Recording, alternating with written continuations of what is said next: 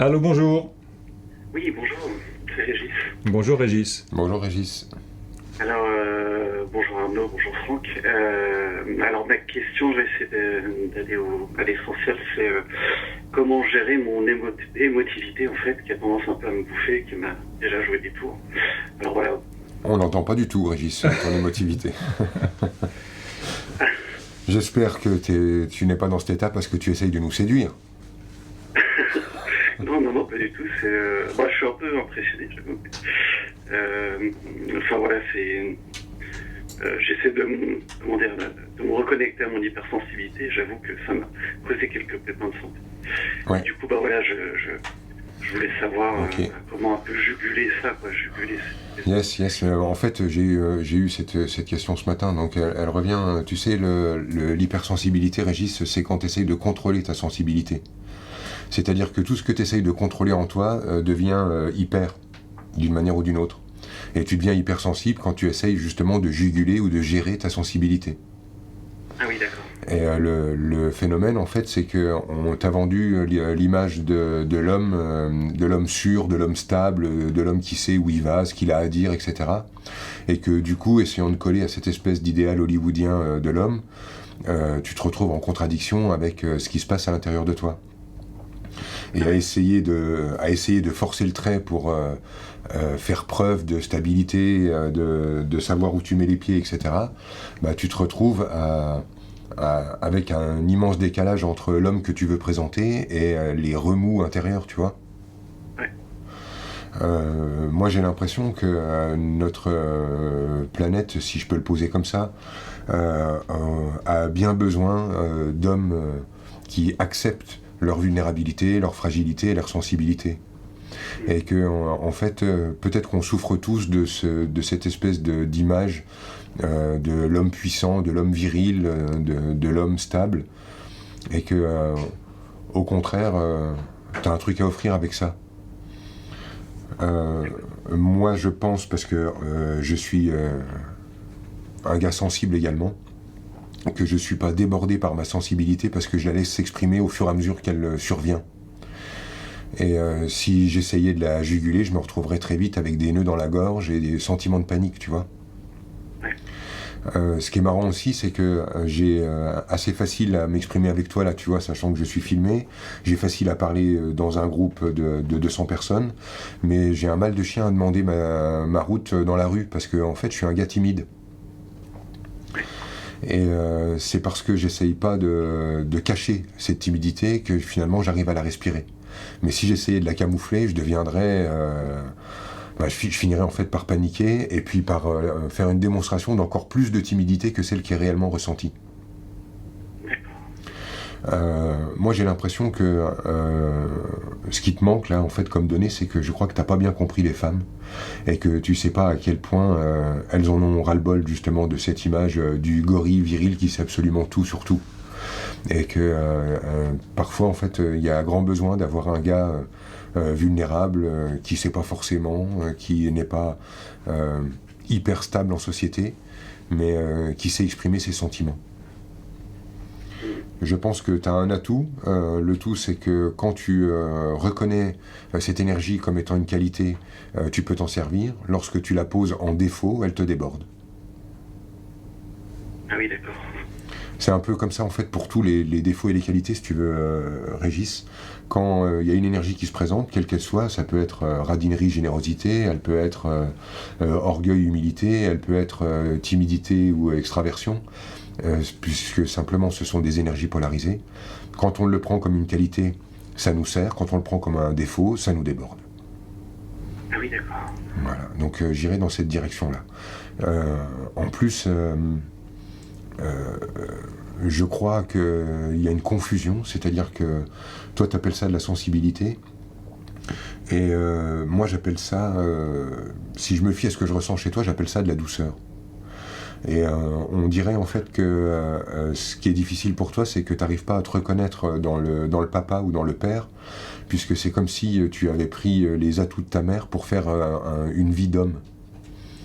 Comme pour être sûr de ne pas devenir brutal, comme un papa, tu as choisi la polarité inverse.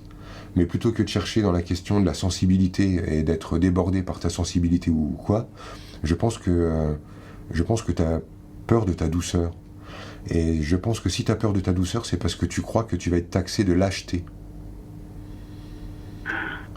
Qu'est-ce que ça te dit d'entendre ça, Régis? Ça me fait beaucoup de bien parce qu'effectivement, ça... Ouais. J'avais pas vu ça comme ça, effectivement, ça soulage. Moi, je crois que c'est ça le truc qui est en dessous, c'est que tu as peur soit de devenir lâche comme ton père, soit de devenir lâche comme ton père. Et ce que je veux dire par ces deux versions, c'est soit papa est lâche et du coup il devient brutal pour cacher son incompétence, soit papa est lâche et donc il s'est anesthésié pour cacher sa peur de devoir s'affirmer. Mais dans ces deux versions de la lâcheté, toi, tu n'arrives pas à comprendre que ton père a été... ton père a été vu, excuse-moi, mais ton père a été vu pour moi comme un type lâche, alors que c'est un gars, en fait, qui s'est refusé sa douceur. D'accord. Ouais. Il est des hommes qu'on taxe de lâches simplement parce que ce ne sont pas des pitbulls qui mordent et qui lâchent pas leur prise. Je vois beaucoup, si tu veux, dans les séminaires que j'anime, je vois beaucoup de papas qui sont taxés de lâcheté simplement parce qu'ils ne sont pas mis à mordre et à se battre comme des furieux. Et que finalement, quand un homme est doux, bah, très vite, on le taxe de lâcheté. Et moi, j'ai l'impression que c'est ça qui t'occupe. Ah oui, ça me parle énormément. Ok. Donc, voilà, en général, comment ça se présente le truc, c'est que si tu acceptes... d'être un homme doux, tu seras plus obligé inconsciemment de chercher à créer des situations de survie ou d'agression extrême pour contacter ta dureté. C'est-à-dire que je pense que tu as besoin de te mettre dans des situations qui résonnent sur de la survie, où tu as l'impression que ta survie est en jeu, pour avoir le droit d'être un homme dur. En fait, je crois même que tu cherches inconsciemment des situations de conflit pour pouvoir faire preuve que t'es pas une lavette momolle. Et quand tu auras fini de chercher à faire une démonstration de ta solidité ou de ta dureté, tu pourras abandonner, enfin en tout cas ton système abandonnera l'idée de créer de l'opposition, de créer du conflit pour avoir le droit d'être dur. Tu comprends ce que je veux dire? Ah oui, tout à fait. Ouais. Ok. Donc l'idée c'est qu'aujourd'hui pour toi créer des situations de conflit c'est le seul moyen d'être un homme. Un homme selon les critères hollywoodiens du terme, tu m'as compris. Oui, oui. Maintenant, accepte peut-être pleinement de jouer le rôle de celui qui est doux. Et lorsque une situation se présente qui d'habitude te pousserait à t'engager dans le conflit, désamorce et renonce à construire l'image de l'homme dur. En fait, peut-être que du coup, à l'intérieur, tu te sentiras lâche, puisque je pense que ton père est taxé de lâcheté. Qu'est-ce que ça te dit quand je dis ça, que ton père est taxé de lâcheté? Ah, c'est effectivement ce que je reproche, en fait. Ok. Ouais. C'est tout à fait ce que tu décris. Ok. Ouais. Eh bien, si tu veux, moi je pense qu'il n'était pas lâche. Il avait juste pas envie de se battre comme un chien pour un bout de steak. Mais donc moi, je l'ai pris pour de la résignation, en fait. Et c'est comme ça que je me bats une forme de résignation. Ok. Enfin, j'ai fait la confusion. Alors tu sais, c'est un angle de vue, mais on aurait pu regarder le truc autrement. Peut-être que simplement, cet homme est assez doux pour laisser les gens se battre pour avoir raison, sans être obligé d'intervenir systématiquement pour récupérer son morceau de viande. Et que peut-être simplement, il t'enseignait la douceur. Et moi, je pense qu'il y avait quelque chose de beau là-dedans. Surtout pour un homme pour qui c'était moins simple que toi, que pour toi d'exprimer sa sensibilité. Toi, tu as cet avantage sur ton père, c'est que tu as le droit de pleurer, là où lui n'avait pas ce droit. Donc voilà, raccorde-toi avec ton père, Régis, en tranquillité. Vous êtes des hommes doux, et ça ne fait pas vous des hommes lâches. Ça roule? Oui. Ok. Ça répond à la question que tu me poses? Ah oui, complètement, ouais, ça m'éclaire. Bon, bah génial. Bah merci d'être comme t'es, Régis. Non, merci à toi. Bah je te le dis, hein, parce que moi qui arrive dans ton énergie, bah c'est tout doux, c'est confortable.